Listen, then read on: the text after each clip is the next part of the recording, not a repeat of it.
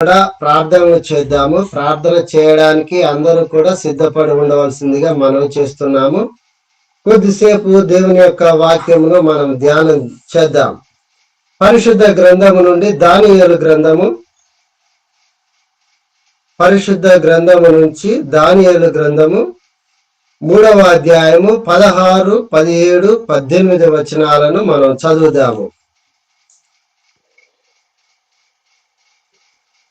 దానియేలు గ్రంథము 3వ అధ్యాయము 16, 17, 18 వచనాలను నేను చదువుతున్నాను. అందరూ కూడా జాగ్రత్తగా గమనించండి. షడ్రకును, మెషాకును, అబేద్నెగోయు రాజుతో ఇలాగూ చెప్పిరి, నెబుకద్నెజరు ఇందును గురించి నీకు ప్రత్యుత్తరం ఇయ్యవలనన్న చింత మాకు లేదు. మేము సేవించుతున్న దేవుడు మండుచున్న వేడిమి గల ఈ అగ్నిగుండములో నుండి మమ్మను తప్పించి రక్షించుటకు సమర్థుడు, మరియు నీ వశమున పడకుండా ఆయన మమ్మను రక్షించును. ఒకవేళ ఆయన రక్షింపకపోయినను రాజా, నీ దేవతలను మేము పూజించమని మరియు నీవు నిలువబెట్టిన బంగారు ప్రతిమకు నమస్కరింపమనియు తెలుసుకొనుము. చిన్న ప్రార్థన చేసుకుందాము. అందరూ కళ్ళు మూసుకోండి. ప్రేమ కలిగిన తండ్రి, మహాపరిశుద్ధుడా, సర్వ సృష్టికి ఆధారభూతుడైన దేవ, మరొకసారి మీ సన్నిధిలో వేడుకుంటున్నాము తండ్రి. ఈ ఉదయకాల సమయంలో ప్రభా, మీ లేఖనములను మేము ధ్యానము చేయుటకు సిద్ధపడుతుండగా మీరే మీ దాసునితో మాట్లాడండి. మీ దాసుని యందుండి మీ యొక్క నాయన మర్మములను మాకు బయలుపరచండి. వినుచున్న వారందరూ విని గ్రహించి మీ సన్నిధిలో మీ చిత్త ప్రకారం జీవించే భాగ్యమును దయచేయమని క్రీస్తు యేసు నామమున అడిగి వేడుకొనుచున్నాము తండ్రి, ఆమేన్. దయచేసి అందరూ కూడా గమనించండి. చదవబడినటువంటి లేఖన భాగము దానియేలు గ్రంథములో నుండి మనం చదివాము. ఈ యొక్క వాక్య భాగంలో మనము సహజంగా షడ్రకు, మెషకు, అబేద్నెగో అనేటువంటి 3 వ్యక్తుల గురించి మనము చదువుకున్నాము. అయితే ఒక విషయము మనము గమనించాలి. ఈ సృష్టించబడినది మొదలుకొని ఈ ప్రపంచం అంతా కూడా చిన్న చిన్న రాజ్యాలుగా విస్తరించినది. అయితే ప్రతి రాజ్యమునకు ఒక రాజు ఉండటము, ఆ రాజే అధికారిగా ఉండటము అనేటువంటిది ఆనవాయితీగా కాలక్రమంలో మనం చూస్తూ వస్తున్నాం.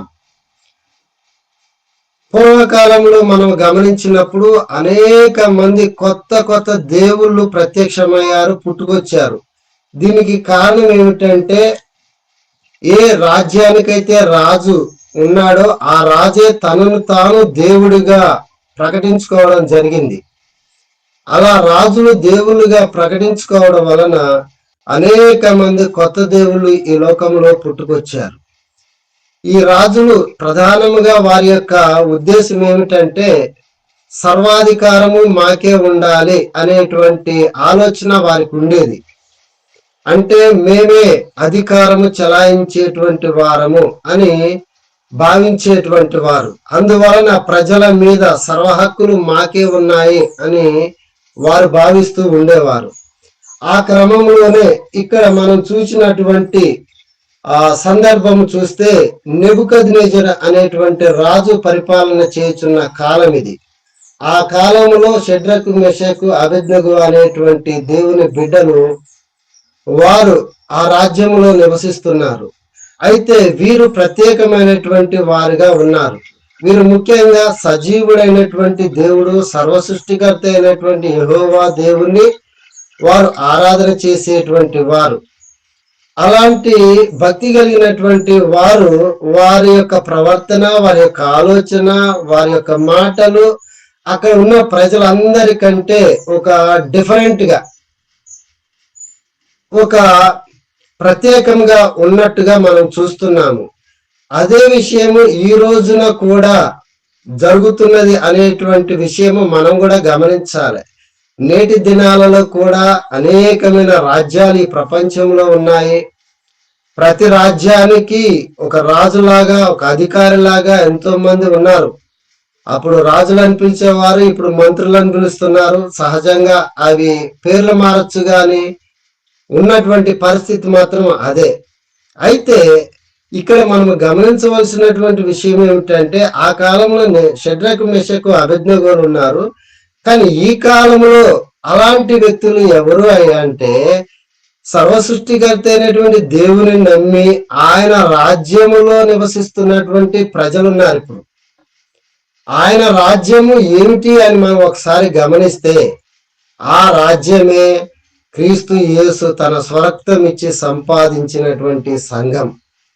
ఆ సంఘములో ఉన్నటువంటి ప్రజలు ప్రత్యేకమైనటువంటి వారు, ఏర్పరచబడినటువంటి బిడ్డలు.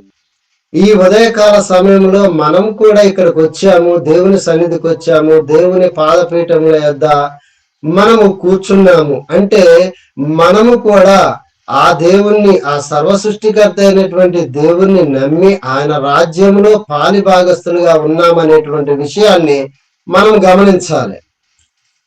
అయితే దేవుని నమ్మినటువంటి బిడ్డలమైనటువంటి మనము నేటి దినాలలో ఏ అధికారమును మనము ఇష్టపడుతున్నాము? ఆ కాలంలో అయితే ప్రజలందరూ కూడా నెబుకద్నెజరు అధికారాన్ని ఇష్టపడ్డారు. కానీ షడ్రకు మెషకు అబేద్నెగోలు మాత్రము సృష్టికర్త అయినటువంటి యెహోవా యొక్క అధికారమును ఇష్టపడ్డారు. ఈ రోజున కూడా మనము ఏ అధికారానికి లోబడుతున్నాము, ఏ అధికారమును మనం ఇష్టపడుతున్నాము? మన అధికారి ఎవరు? మన మీద ఎవరు అధికారం చేయాలని మనం కోరుకుంటున్నాము? నిజంగా యేసు ప్రభు మన కొరకు ఆ కలువరి శిలువలో తన యొక్క పరిశుద్ధ రక్తమును చిందించి ఆయన మన కొరకు తన ప్రాణమును బలియాగంగా సమర్పించి ఈ సర్వ సృష్టికి నిజ దేవునిగా, అంటే ఇప్పుడున్నటువంటి తరమునకు నిజ దేవుని చూపించి నిరూపించినటువంటి గొప్ప దేవుడు. ఆ దేవుని నమ్మినటువంటి మనము ఆయన అధికారముల గురించి కూడా మనం తెలుసుకోవాలి. ఆ అధికారములకు మనము లోబడాలి. ఆ అధికారమును మనము ఫాలో అవ్వాలి, అనుసరించాలి. అలాంటి వ్యక్తులు, అలాంటి ప్రజలు ఉండాలని యేసు ప్రభు కోరుతున్నాడు. ఇక్కడ మనము గమనించినప్పుడు ఈ ఉదయకాల సమయంలో మనము నమ్మిన దేవుడు ఎలాంటి వాడు, మనము నమ్మినటువంటి దేవుడు ఎలాంటి వాడో షడ్రకు మెషకు అబేద్నెగోలకు బాగా తెలుసు. కానీ మనకు తెలుసా మనము నమ్మినటువంటి దేవుడు ఎలాంటి వాడు, ఎలాంటి అధికారం కలిగినటువంటి వాడు, ఎలాంటి శక్తి కలిగినటువంటి వాడు, ఆయన నేటి దినములో మనకు ఎలా తోడుగా ఉన్నాడో మనం చూద్దాం. మనం ఆ విషయాలు గనుక నేర్చుకుంటే, ఆ విషయాలు గనుక మనం తెలుసుకుంటే ఆ అధికారములకు లోబడగలుగుతాం. కాబట్టి దేవుని అధికారములకు నేను లోబడుతున్నానా లేదా అనేటువంటి విషయాన్ని, ఈ విషయాలు గమనించినప్పుడు మనకు అర్థమవుతుంది. కొద్దిసేపు మనము ఈ విషయాలన్నిటినీ కూడా ధ్యానం చేయొచ్చు. ముందుకు వెళదాము. మొట్టమొదటిగా చూడండి, మనము నమ్మినటువంటి దేవుడు ఎలాంటి వాడో ఒక మాట చూద్దాము. ద్వితీయోపదేశ కాండము 4వ అధ్యాయము 39వ వచనములో ఒక మంచి మాట మనకి కనపడుతుంది. చూడండి. ద్వితీయోపదేశ కాండము 4వ అధ్యాయము 39వ వచనము నేను చదువుతున్నాను, జాగ్రత్తగా గమనించండి. కాబట్టి పైనున్న ఆకాశమందును క్రిందనున్న భూమి అందును యెహోవాయే దేవుడని మరి ఒక దేవుడు లేడని నేడు నీవు ఎరిగి జ్ఞాపకమునకు తెచ్చుకొనుము. దయచేసి గమనించండి. భూరాజులందరూ కూడా వారి యొక్క అధికారము పరిమితి కలిగి ఉన్నదనేటువంటి విషయాన్ని మర్చిపోతున్నారు. వారికి వారే దేవుడు అని ప్రకటించుకోవడానికి ప్రయత్నం చేయుచున్నారు.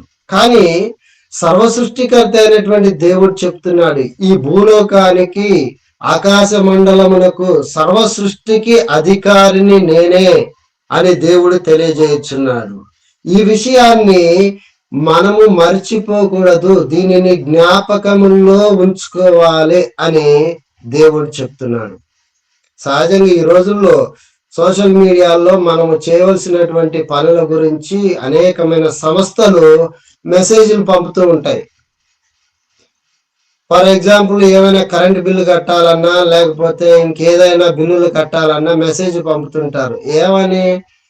ఒకవేళ మీరు కట్టాము అని పొరపాటు పడితే ఇదిగో ఈ మెసేజ్ చదవండి, మీరు కట్టలేదు అని చెప్తారు. దీనిని ఇగ్నోర్ అనేటువంటి మాటను ఉపయోగిస్తూ ఉంటారు అన్నమాట. అంటే మీరు జ్ఞాపకం చేసుకోండి, అమాయకంగా ఉండమాకండి అనేటువంటి మాటను ఆ మెసేజ్ లో మనకు తెలుపుతూ ఉంటారు. అదే విధంగా దేవుడు కూడా మనకు తెలియజేస్తున్నాడు, మీరు జ్ఞాపకం చేసుకోండి, సర్వశక్తికి ఆధారభూతుడు, సర్వ సృష్టికర్త, సర్వము మీద అధికారి ఉన్నాడు. ఆ అధికారమును మీరు జ్ఞాపకం చేసుకోవాలి, ఆ అధికారిని మీరు దృష్టిలో ఉంచుకోవాలి అనేటువంటి విషయాన్ని దేవుడి ఉదయకాల సమయంలో మనకు తెలియజేయుచున్నాడు. అయితే మనము నమ్మినటువంటి ప్రభువైన క్రీస్తు యేసు ఈ సర్వ సృష్టికి అధికారిగా ఉన్నాడు అనేటువంటి దానిని మన హృదయములో కనుక మనము ముద్రించుకొని నిరంతరము కూడా జ్ఞాపకములో ఉంచుకుంటే మనము ఈ జీవితములో క్షేమముగా బ్రతకగలుగుతాము, సుఖ సంతోషాలతో ముందుకు కొనసాగటానికి ఆధారం అవుతుంది. లేకపోతే అవతల ఒక వ్యక్తి ఉన్నాడు, సాతానుడు, వాడు మనలను తప్పుదారి పట్టించే ప్రమాదం ఉందన్నమాట. కాబట్టి మనం నమ్మినటువంటి దేవుడు సర్వ సృష్టికర్త కాబట్టి ఆయన విషయంలో మనం ఎల్లప్పుడూ కూడా జ్ఞాపకం చేసుకుంటూనే ఉండాలి, కానీ మర్చిపోయిన స్థితిలో మనము ఉండకూడదు. ఎందుకంటే ఈ రోజుల్లో మనం చూస్తే పని ఒత్తిడి కావచ్చు, ఉద్యోగాలు వస్తే ఒత్తిడి కావచ్చు, లేకపోతే కుటుంబ కలహాలు, లేకపోతే కుటుంబంలో ఉన్నటువంటి అవసరాలు కావచ్చు, ఇలాంటి విషయాలన్నిటినీ బట్టి ఎవరో ఒకరు మాకు సహాయం చేస్తారు కాబట్టి వారే మాకు గొప్ప అనేటువంటి ఫీలింగ్ లోకి వెళ్ళిపోతుంటారు. చాలా మంది ఉద్యోగం చేసే వ్యక్తులు పై అధికారులే మాకు సహాయంగా ఉంటారు, సహకారంగా ఉంటారు కాబట్టి వారిని ప్రసన్నం చేసుకుంటే బాగుంటుంది అనేటువంటి విషయంలో చాలా మంది ముందుకు వెళుతూ ఉంటారు.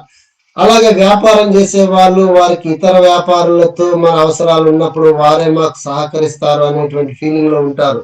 ఇవన్నీ కూడా శారీర సంబంధమైనటువంటి అవసరాలు, కానీ ఆత్మీయంగా మనము బలపడటానికి సర్వసృష్టికర్త అయినటువంటి దేవుడే మనకు సర్వాధికారి అని మనము గమనించాలి. ఆ విషయంలో మనము ఏమాత్రము కూడా అజ్ఞానముగా ఉండకూడదని దేవుడు సెలవిస్తున్నాడు. ఇంకొక విషయము గమనిద్దాము, ఈ సర్వసృష్టికర్త అయినటువంటి దేవుడు ఎలాంటి అధికారము కలిగి ఉన్నాడు? యేసు ప్రభు సర్వసృష్టికర్త అయినటువంటి దేవుడు సర్వాధికారి అని మనం తెలుసుకుంటున్నాము. కాబట్టి ఆయన ఎలాంటి అధికారాలు కలిగి ఉన్నాడు, ఆ అధికారములు మనకు ఎలా ఉపయోగపడుతున్నాయో చూద్దాం. చూడండి, మొట్టమొదటిగా దినవృత్తాంతములు 29వ అధ్యాయం చూద్దాం. చూడండి,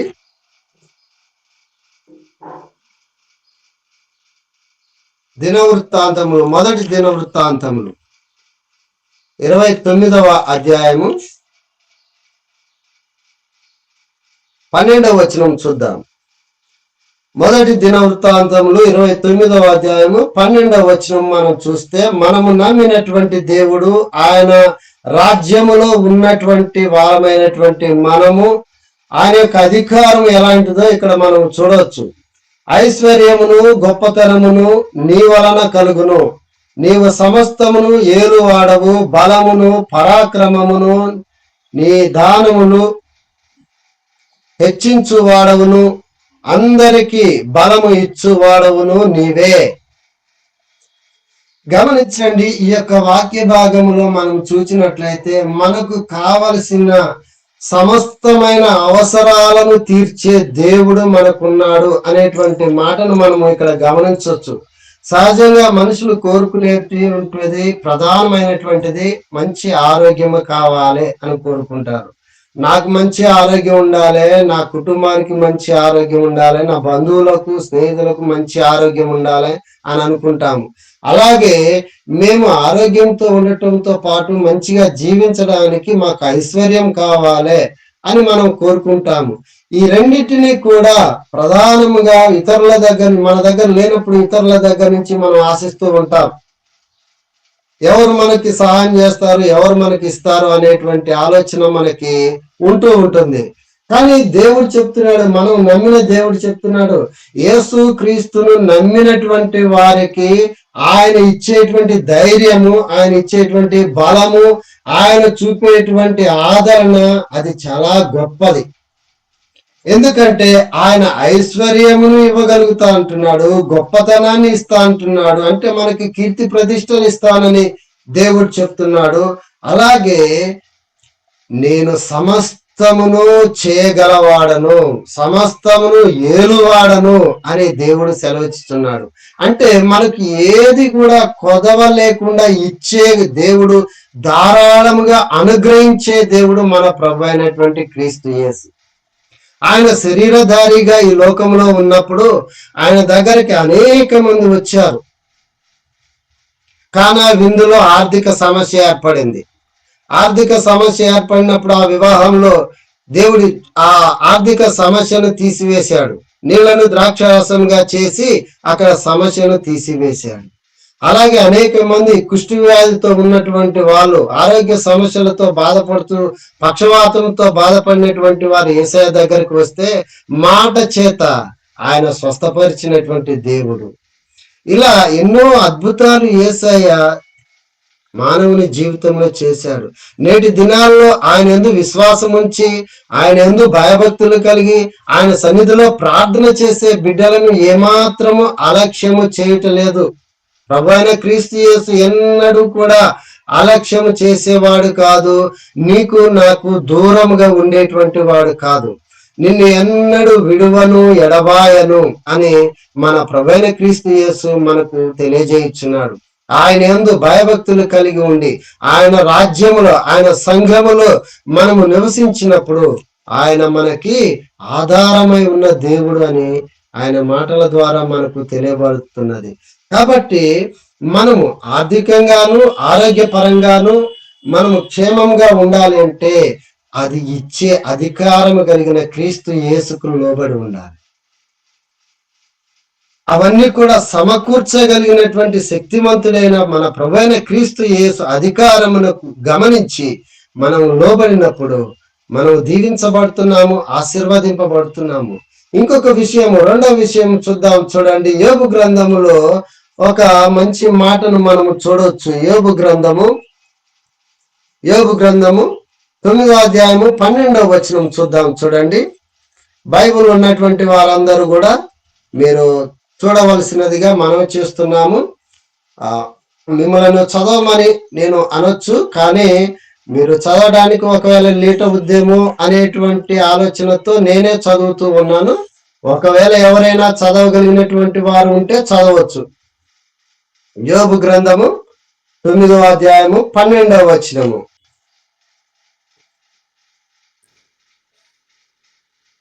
9వ అధ్యాయము 12వ వచనము మనం చూద్దాం. చూడండి, ఆయన పట్టుకొని పోగా ఆయన అడ్డగింపగలవాడెవడు? నీవేమి చేయుచున్నావని ఆయనను అడుగతగిన వాడెవడు? చాలండి, చాలు.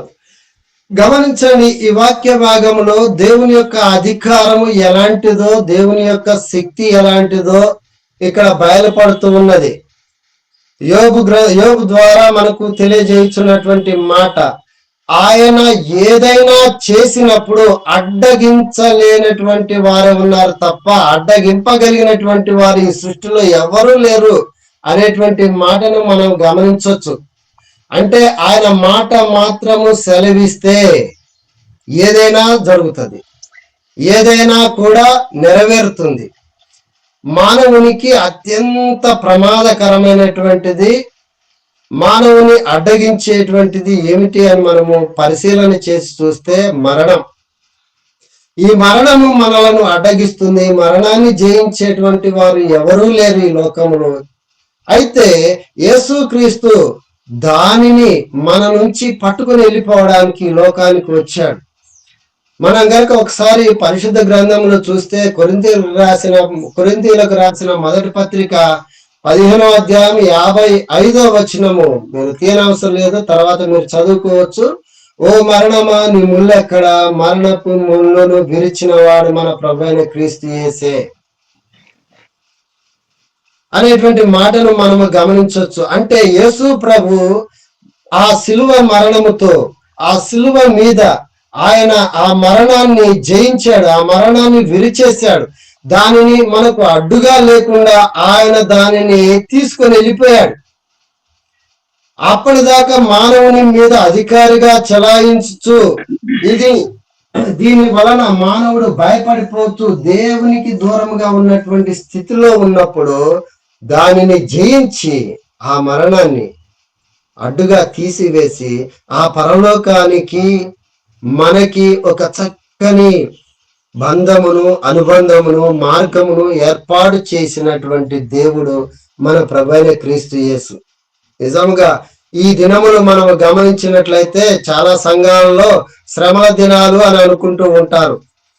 ఎందుకంటే ఆయన శిలువ మీద ఆ యొక్క త్యాగము, ఆ యొక్క బలిదానము జరిగింపబడినటువంటి సందర్భం అది మనము గమనించవచ్చు.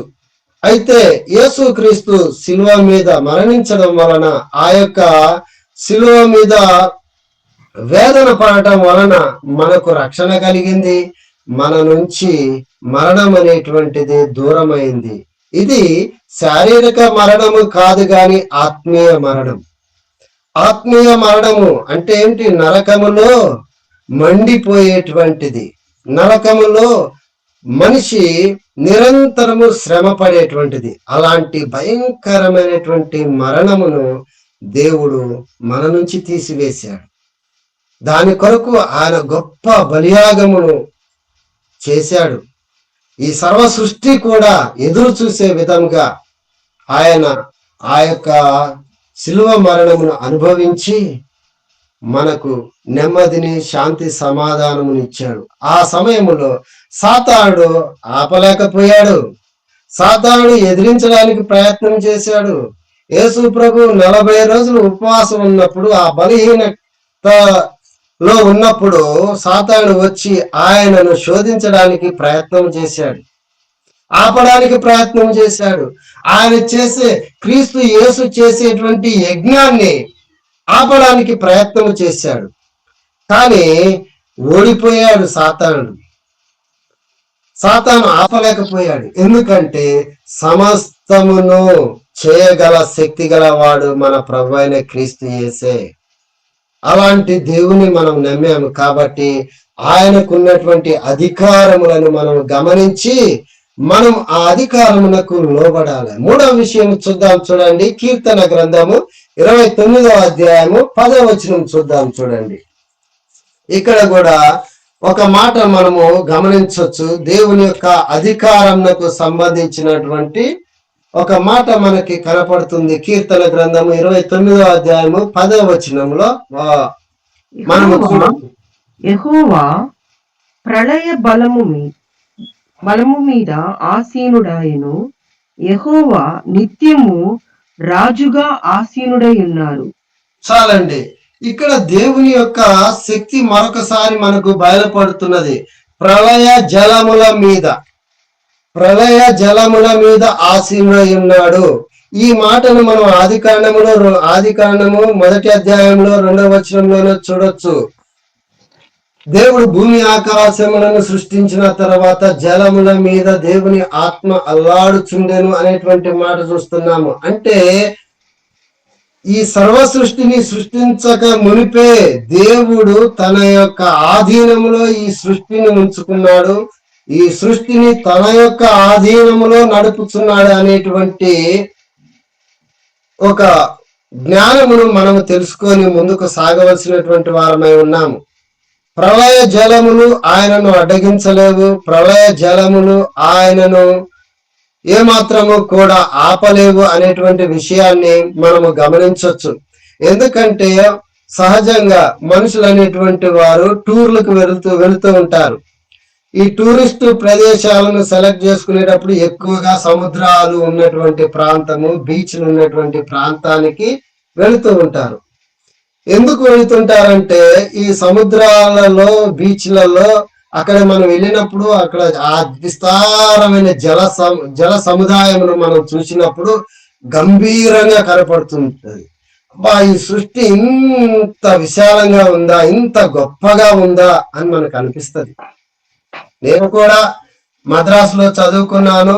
మద్రాసులో మరి చదువుకునే సమయంలో అక్కడ సముద్రం ఉన్నది, బంగాళాఖాతం ఉన్నది, అక్కడ మెరీనా బీచ్ అనేటువంటిది ఉంటది. అక్కడికి వెళ్ళి చూసినప్పుడు నాకు ప్రత్యక్షంగా అనుభవం. అక్కడ ఆ విస్తారమైనటువంటి ఆ జలమును చూసినప్పుడు అబ్బా, ఆ సృష్టి ఎంత గొప్పగా ఉంది, ఇది ఎంత అద్భుతము అని మనం అనుకుంటాము. కానీ దేవుడు చెప్తున్నాడు, ఈ సమస్త సృష్టిని నా అధీనంలో ఉంచుకున్న దీనిని ఏలువాడను నేనే. చాలా మంది ప్రజలు ఏం చేస్తున్నారంటే ఈ సృష్టి తమను ఏలేది ఇది గొప్పగా ఉంది అనుకొని రాళ్లకు చెట్లకు మొక్కుతున్నారు. అనేకమైనటువంటి వాటిని తయారు చేసుకొని ఇవే గొప్పవి అని మొక్కుతున్నారు. కానీ యేసు క్రీస్తే సర్వాధికారి. ఆయన ఈ సమస్త సృష్టిని ఏలేటువంటి దేవుడు. శిష్యులతో ఆయన సముద్రం మీద ప్రయాణం చేయించినప్పుడు, సముద్రం గొప్ప తుఫాను లేచినప్పుడు శిష్యులందరూ చాలా భయపడిపోయారు. కానీ యేసుక్రీస్తు మాట మాత్రము సెలవిచ్చినప్పుడు మిక్కిలి నిమ్మలమైపోయింది. అది దేవునికి ఉన్నటువంటి శక్తి, అధికారం. ఈ సమస్త సృష్టిని కూడా ఆయన తనకు లోబర్చుకొని దానిని ఏలుతున్నాడు. దానిలో భాగంగానే మనం ఉన్నాము. ఈ సృష్టిలో వేరుగా మనము లేము. కాబట్టి మనము నమ్మినటువంటి క్రీస్తు యేసు అధికారమును గమనించి మనము ముందుకు కొనసాగాలి. చివరిగా ఇంకొక మాట మనం చూసి మనము ముగించుకుందాం. చూడండి, యెహెజ్కేలు గ్రంథము 39వ అధ్యాయము 3-4 వచనాలను చూద్దాం. యెహెజ్కేలు గ్రంథం.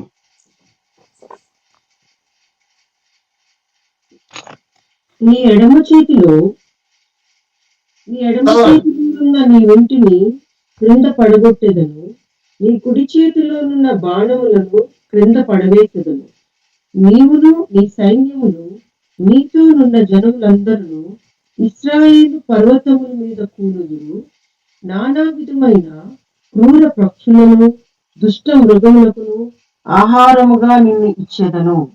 చాలు. ఈ వాక్య భాగములో మనము గమనించినప్పుడు దేవుడు తన సర్వాధికారము చేత ఈ సృష్టిలో ఉన్నటువంటి మానవులకు హెచ్చరిక చేయుచున్నాడు. ఈ హెచ్చరికను మనము గమనించాలి. ఒకవేళ నీవు భూరాజులను ఆశ్రయించి భూరాజుల యొక్క అధికారంకు మీరు లోబడి ఇదే సర్వస్వము అనుకుంటే, ఒకవేళ ఈ సృష్టినే మీరు సర్వాధికారిగా భావించి ఈ సృష్టినే మీరు పూజించడానికి లోబడటానికి, ఆ సృష్టికి లోబడటానికి మీరు సిద్ధపడితే, నేను కూల్చేసేటువంటి వాడను, పడగొట్టేటువంటి వాడను, ఏమాత్రము కూడా మిమ్ములను నేను నిలవబెట్టను అని దేవుడు చెప్తున్నాడు. గమనించండి, దేవుడు ఎంత కరుణా సంపన్నుడో, దేవుడు ఎంత జాలి దయగలిగినటువంటి వాడో, ఎంత ప్రేమ చూపేటువంటి దేవుడో, అదే విధంగా తనకు వ్యతిరేకముగా ఉన్నటువంటి సాతాను క్రియలకు ఆయన అంత క్రూరుడుగా కనపడుతున్నాడు. ఏమాత్రము కూడా ఆయన నిర్లక్ష్యము చేయడు పాపము విషయములో. ఏలైనగా పాపమునకు వచ్చు జీతము మరణము అనేటువంటి స్టేట్మెంట్ ని మనం చూడొచ్చు.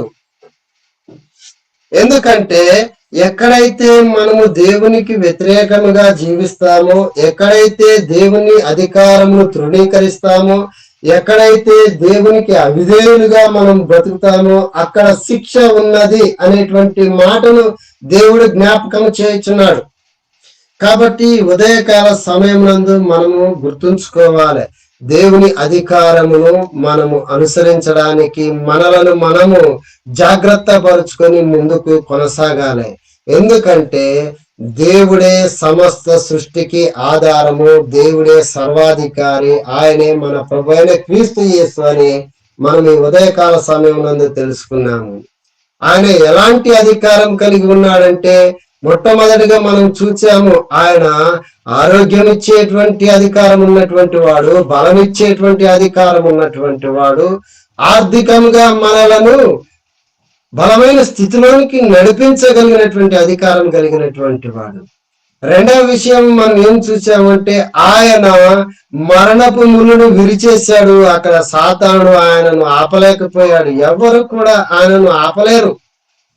ఆయన ఏదైనా పని చేసినప్పుడు, ఏదైనా కార్యం చేసినప్పుడు ఆపగలిగినటువంటి వారు ఎవరూ లేరనేటువంటి విషయాన్ని మనము గమనించవచ్చు.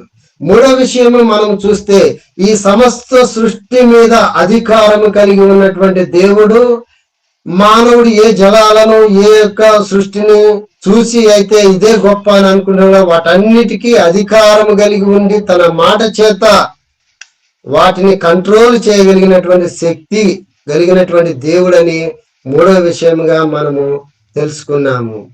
చివరిగా నాలుగో విషయము మనం తెలుసుకున్నటువంటి అంశం ఏమిటంటే, ఈ సర్వ సృష్టిలో ఏదైనా ఆయనకు వ్యతిరేకముగా పనిచేసినప్పుడు, ఆయనకు వ్యతిరేకముగా క్రియలు జరిగించినప్పుడు శిక్షించడానికి ఏమాత్రము వెనుకడుగు వేసేవాడు కాదు మన దేవుడు. ఆయన కూల్చివేయడానికి, పడగొట్టడానికి సమర్థుడు అనేటువంటి విషయాన్ని దేవుడు జ్ఞాపకం చేయించున్నాడు. కాబట్టి మనమందరము కూడా దేవుని అధికారములకు లోబడి ఈ దినమంతా కూడా దేవుని చిత్త ప్రకారము జీవించడానికి మనము ప్రయత్నము చేద్దాము. మనలను మనము సాధన చేసుకుందాం.